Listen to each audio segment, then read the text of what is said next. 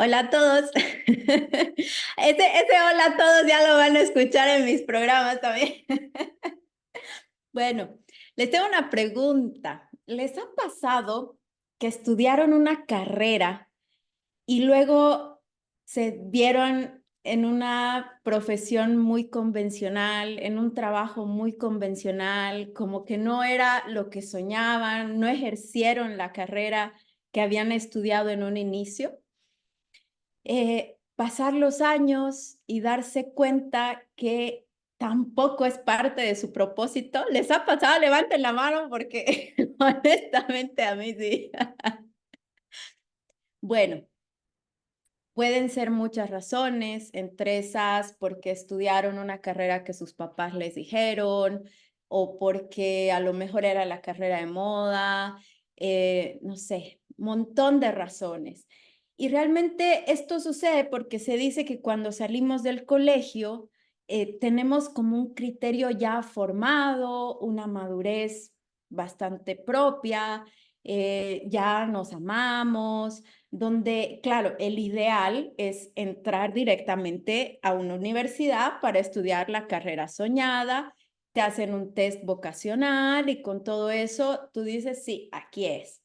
Les cuento que a mí me salió artes plásticas, arquitectura y psicología cuando hice el test vocacional, pero en algún momento me llegué a preguntar cómo podría yo, a los 17 años, casi 18, saber cuál era mi camino correcto si ni siquiera estaba segura si me amaba.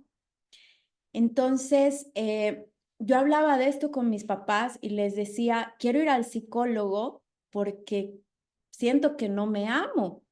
Y ellos me decían, pero nosotros te amamos mucho, hijita. Y la verdad es que yo estaba en una crisis durísima porque sufría de bullying y además realmente sentía que no me amaba y honestamente odiaba vivir. Era de las personas que se levantaba día a día y decía, rayos, estoy viva, odio estar aquí. Y era muy fuerte para mí tener una edad tan temprana, no tener ayuda y que mis papás no vieran ese nivel. Pero bueno, en fin, al final decidí estudiar artes plásticas porque era algo que me permitía expresarme y definitivamente era algo con lo que me identificaba, porque desde niña siempre amé dibujar, pintar, etcétera. Por cierto, aprendí a amarme a los 25 años después de una relación bastante complicada con un chico que era alcohólico, violento e infiel, bastante infiel. Ahora me río porque yo creé ese NPC gracias a todo eso, después de que terminé esa historia, perdí un bebé y toda esa historia por detrás, aprendí a amarme y estoy muy agradecida por ello. Fue como el ave fénix porque literal estaba en lo más hondo de mi existencia y me reconstruí y pude aprender a volar.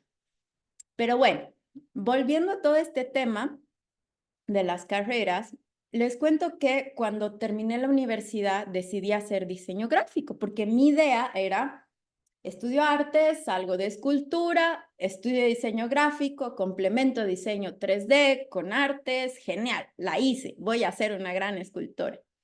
Pero cuando estudié diseño, comencé a conocer lo que era el diseño digital, el marketing digital, la publicidad en redes sociales, que era muy, muy nuevito, les estoy hablando por ahí del 2013, más o menos aquí en Bolivia era casi nulo, pero me fui enamorando de eso y decidí alrededor del 2015-16 estudiar lo que era marketing digital junto a su gemelito, el social media, y me fui enamorando cada vez más de eso. Y llegué al marketing y hace un par de años estudié marketing como tal y en marketing me di cuenta de la importancia de la analítica de datos. Entonces, claro, cuando yo estaba estudiando analítica de datos, llegaban y me decían, ¿cuál es tu profesión? Y yo, artista plástica. Y me decían, ¿qué hace un artista viendo números, no? Y no, definitivamente hasta como artistas les aseguro que tenemos que ver números. Pero bueno, el punto en todo eso es que me enamoré tanto de mis profesiones, de mis carreras, que realmente con el tiempo fui dejando a un lado el arte y siempre sentía que me hacía falta darme el tiempo de hacer algo con mis manos.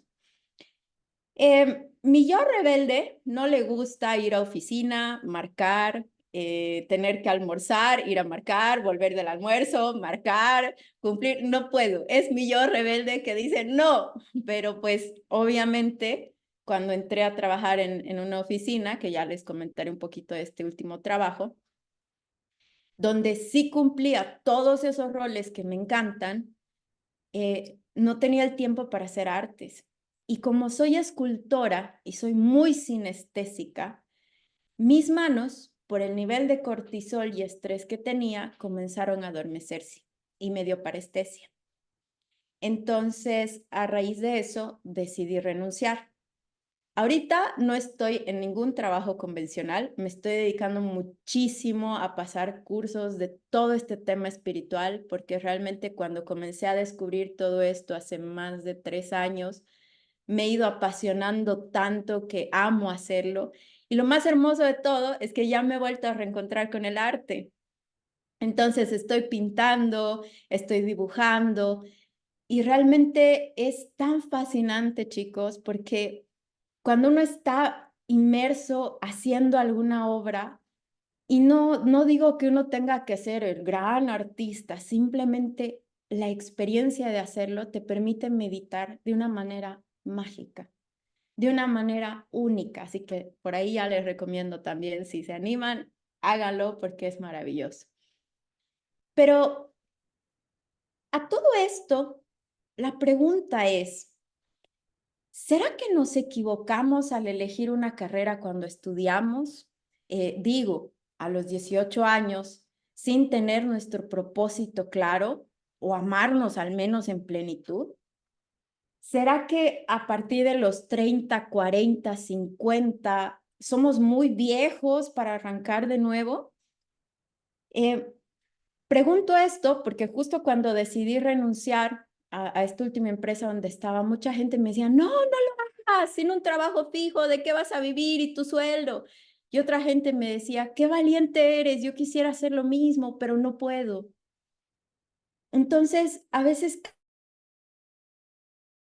creo que el replantearse muchas cosas en la vida, el cuestionarse muchas cosas en la vida. Hay una frase que me encantó mucho, que es de Miguel Ángel. Miguel Ángel, obviamente, Miguel Ángel, un gran escultor de los más increíbles de la historia de la humanidad, que para mí es gran maestro. Dice, el problema no es apuntar alto y fallar. El problema es apuntar bajo y acertar.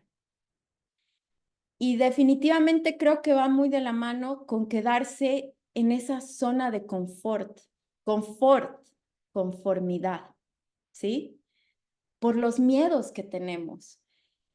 La mayoría prefiere apuntar bajo, quedarse en ese lugar, poniendo excusas. Entonces, vuelvo a lo mismo. ¿Será mejor quedarse en ese lugar en lugar de arriesgarse y triunfar?